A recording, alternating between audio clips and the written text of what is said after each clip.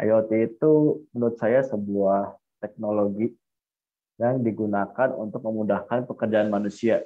Jadi semua benda-benda atau things yang memiliki kapabilitas internet itu bisa disebut dengan IoT atau Internet of Things. Jadi contohnya kayak tadi di manufaktur ada solusi OII, terus udah gitu ada solusi tadi yang disebut Mas Dandi untuk tracking aset dan juga untuk monitoring KWH meter.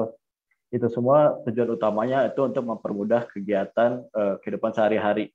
Jadi semua solusi tersebut memiliki value yang digunakan untuk bisa optimizing cost, bisa untuk meningkatkan revenue dan juga sebagainya. Nah, terus di sini apa sih yang ingin saya jelaskan terkait Antares Platform? Jadi Antares Platform ini salah satu produk yang dibuat oleh Telkom Indonesia. Jadi di Telkom ini ada divisi digital business yang mengelola Antares Platform ini.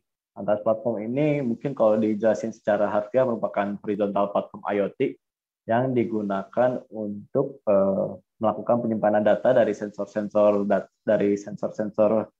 yang di lapangan, kemudian disimpan di Antares, dan nantinya bisa digunakan kembali untuk ditampilkan di aplikasi ataupun dilakukan controlling. Kemudian untuk Antares sendiri memiliki beberapa poin kelebihan. Yang pertama, kita memastikan bahwa Antares atau layanan yang kita berikan ini aman.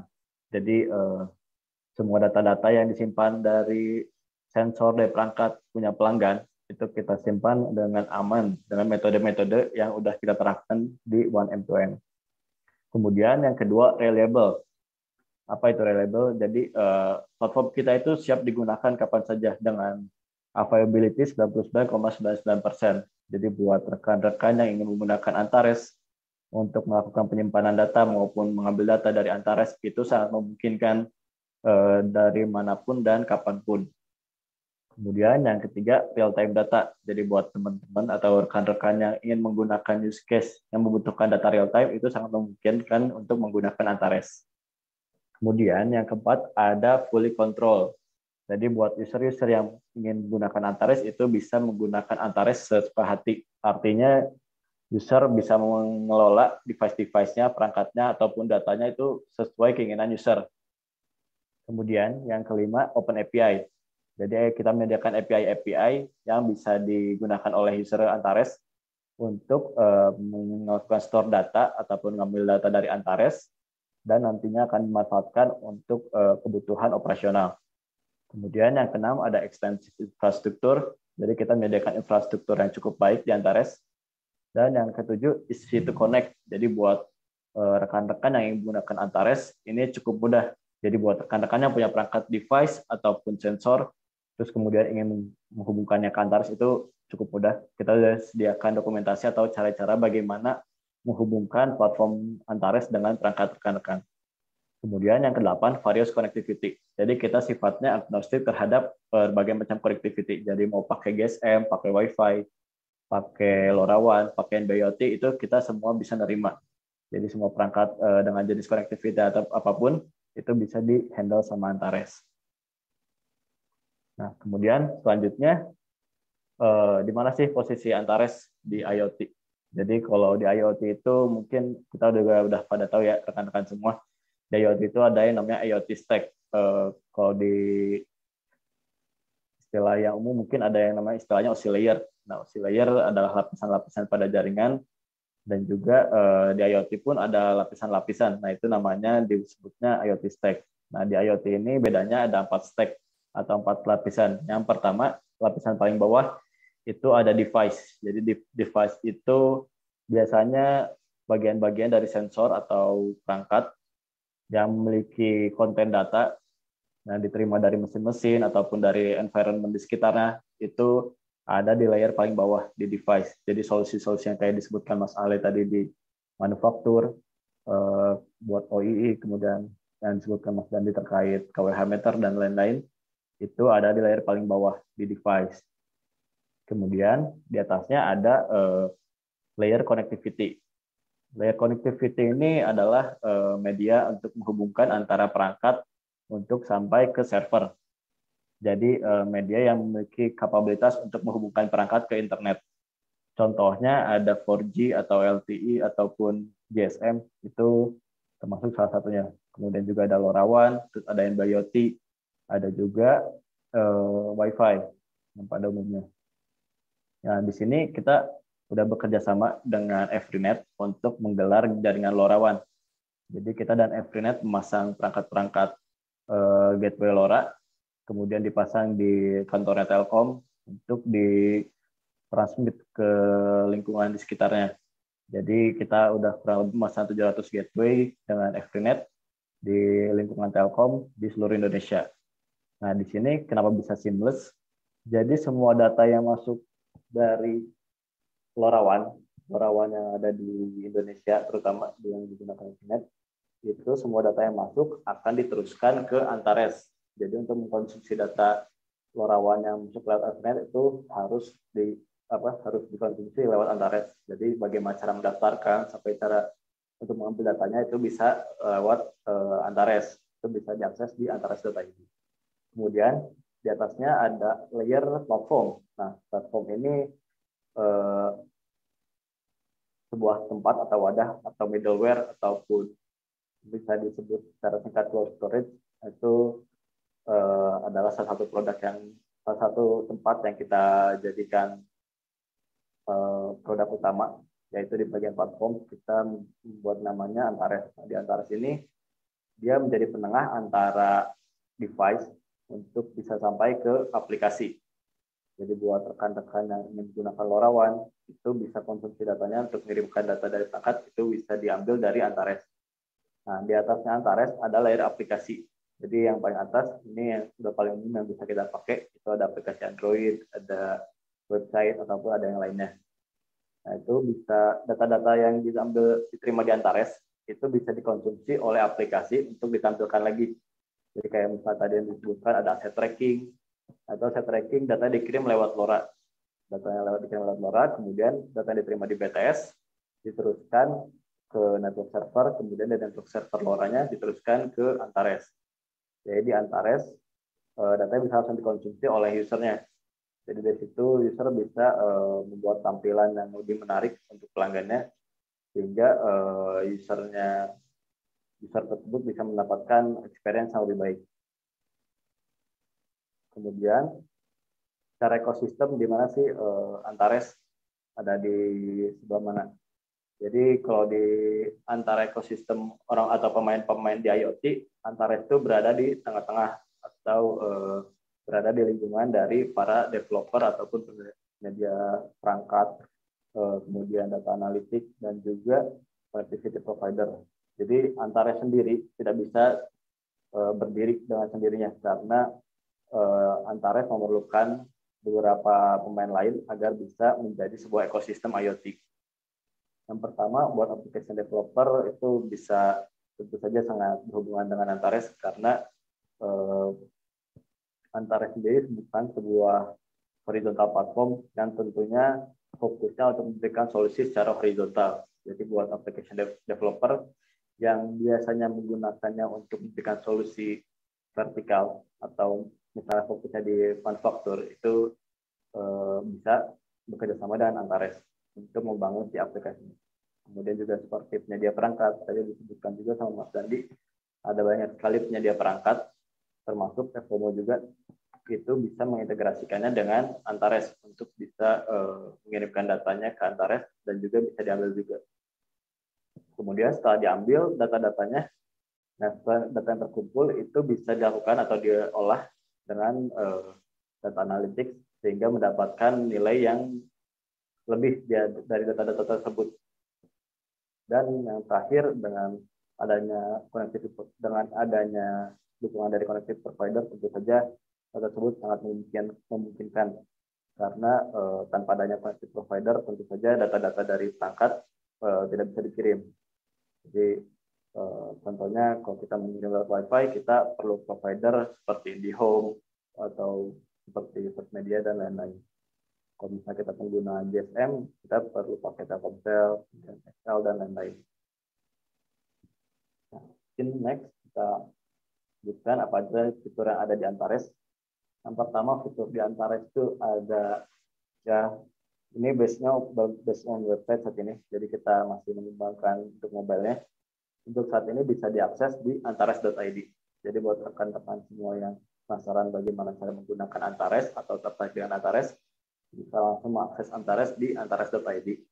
Kemudian yang kedua, end-to-end self provisioning. Jadi dari ujung sampai ujung, rekan-rekan semua bisa melakukan provisioning device untuk mendaftarkan sampai bisa mengirimkan data. Kemudian support protokolnya ada beberapa protokol. Kita ada 4 protokol yang ada support, yaitu HTTP, MQTT, WebSocket, sama CoAPS. Kemudian yang keempat, agnostic to any connectivity. Jadi buat semua connectivity yang ada itu kita bisa terima selama dia bisa melakukan HTTP request ataupun MQTT request. Itu contohnya ada disebutin Wi-Fi, GSM, NB-IoT, LoRa, dan sebagainya. Kemudian seamless with IoT connectivity LoRaWAN. Nah ini nanti mungkin saya bakal jelasin lebih supaya lebih tergambar. Itu saya lewat use case. Nanti ada gambarnya, saya coba jelasin bagaimana sih data bisa terkirim dari perangkat sampai bisa ke Antares.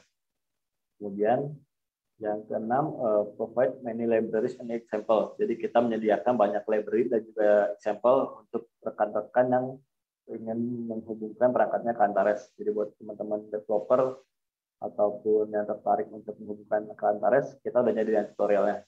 Itu cukup mudah. Jadi buat rekan-rekan yang udah punya perangkat, misalnya perangkat LoRaWAN dari pasar atau perangkat non LoRaWAN, itu bisa coba dihubungkan ke Antares dengan tutorial yang udah kita sediakan.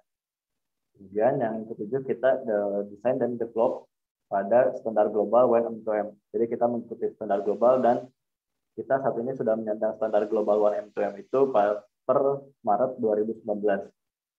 Kemudian yang ke-8 ada flexible deployment. Jadi buat skema deployment kita ada beberapa skema. Ada private, public cloud, on-premise, sama hybrid. Kemudian untuk free trial kita ada buat user baru kita ada free trial selama 3 bulan. Dan itu bakal dirilis dalam waktu dekat. Jadi buat saat ini kita masih user Antares masih bisa menggunakan Antares, dan dalam waktu dekat kita akan menuju komersial dan akan mempublish paket free trial selama 3 bulan. Kemudian yang ke-10 ada fitur subscribe and notify mechanism. Jadi buat rekan-rekan yang punya aplikasi ketiga atau punya aplikasi sendiri dan ingin mendapatkan datanya dari Antares.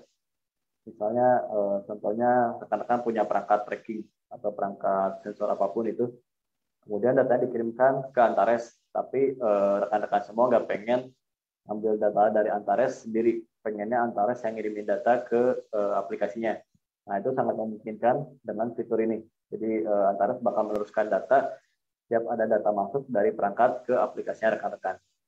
Kemudian yang ke-11 ada access control policy for edge and user. Jadi buat usernya Antares yang ingin kerjasama atau ingin memberikan akses kepada orang lain, tapi tidak ingin memberikan akses utama, kita kasih fitur ini. Kemudian yang ke-12 ada widget for visualization. Kita ada beberapa widget kayak chart, itu bisa digunakan di Antares untuk memvisualisasikan data-data yang diterima dari Antares. Kemudian yang ke-13 kita juga ada technical support. Jadi buat rekan-rekan yang penasaran gimana sih cara pakai Antares, itu bisa hubungi Antares melalui email ataupun grup WhatsApp yang udah kita sediain di landing page-nya Antares. Nah, kemudian untuk spesifikasi LoRaWAN yang kita implementasi bersama Ethernet, kita menggunakan spesifikasi AS923-2. Ini dari rilis oleh LoRa Alliance juga. Jadi buat rekan-rekan yang ingin menyediakan perangkat sendiri atau pengen beli perangkat, terus kemudian pengen diintegrasikan ke Antares, itu coba minta ke penyedia perangkatnya untuk mengadop standar AS923-2. Nah, kemudian untuk deployment skenario, tadi kan ada disebutin apa itu on-premise, private cloud, public cloud, hybrid. Nah, saya bakal jelasin gimana sih deployment skenario buat Antares ini.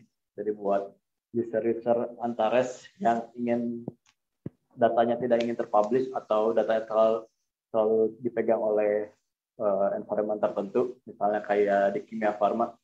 Di Kimia Farma itu data-datanya nggak boleh sampai keluar dari Kimia Farma. sehingga data-datanya harus di-keep di dalam Kimia Farma. Nah, kita bisa bantu install Antares ini di on-premise atau di servernya Kimia Farma, sehingga Kimia Farma dapat menggunakan Antares secara private. Gitu. Kemudian yang kedua ada private cloud. Kurang lebih untuk private cloud ini konsepnya sama kayak on-premise, hanya saja fisik servernya bisa jadi ada di luar dari si bangunannya. Misalnya Credit Cloud misalnya punya private server sendiri.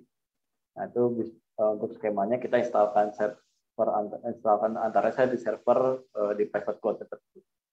Kemudian yang ketiga ada public cloud. Nah, untuk public cloud ini yang kita gunakan secara bersama-sama atau semua user Antares yang diakses di antares.id. Jadi buat public cloud ini kita sharing resource, tapi untuk data-data kita jamin tetap aman sehingga tidak perlu khawatir buat yang public cloud ini. Kemudian untuk hybrid ini mungkin gabungan dari on-premise sama private. Itu sangat memungkinkan buat kita implementasi tergantung kebutuhan dari usernya. Jadi buat user-user yang tertarik atau rekan-rekan yang tertarik untuk menginstal Antares, bisa kita support untuk mendeploy Antares sesuai skenario yang rekan-rekan butuhkan. Nah, terus apa sih keuntungan kita dengan menggunakan IoT? Tadi mungkin sudah disebutkan beberapa kali ya. Tapi dengan adanya IoT tentu saja kita bisa meningkatkan produktivitas. Dengan adanya OII kita bisa memonitoring kondisi dari mesin-mesin untuk menghindari jika mesinnya rusak. Jadi untuk produksi tetap jalan dan juga untuk operasional pun dia lebih rendah karena kita bisa tahu lebih cepat kondisi dari mesin-mesinnya secara real time. Kemudian untuk terus apa sih efek dari semua itu? Nah, efek dari semua itu mungkin selain dari optimizing cost bisa juga menaikkan revenue. Karena dengan berjalannya produksi pada manufaktur itu sangat berpengaruh ya sama proses-proses di bisnisnya. Karena main bisnisnya itu berpengaruh dari mesin-mesin di pabriknya. Kemudian selanjutnya apa saja yang pernah kita deploy di Antares? Mungkin saya di sini cuma sebutin beberapa use case saja. Use case yang cukup menggambarkan apa saja yang ada di Antares. Pertama, saya disebutkan sama Mas Ale terkait Mas Faris Ale juga terkait proyek di Kimia Farma. Jadi untuk melakukan monitoring mesin-mesin yang ada di Kimia Farma terkait kesehatan dari mesin-mesinnya, jadi monitoring dan dikirimkan datanya ke IoT Antares yang ada di Kimia Farma. Nah, di situ data-data dari mesinnya dikirimkan melalui IoT Gateway dan ditampilkan pada sebuah dashboard. Kalau ini contoh yang ada di Kimia Farma Banjaran. Kemudian ini skemanya kurang lebih kayak gini. Untuk line produksinya ada beberapa macam. Kemudian ada IoT Gateway yang menghandle dari beberapa line.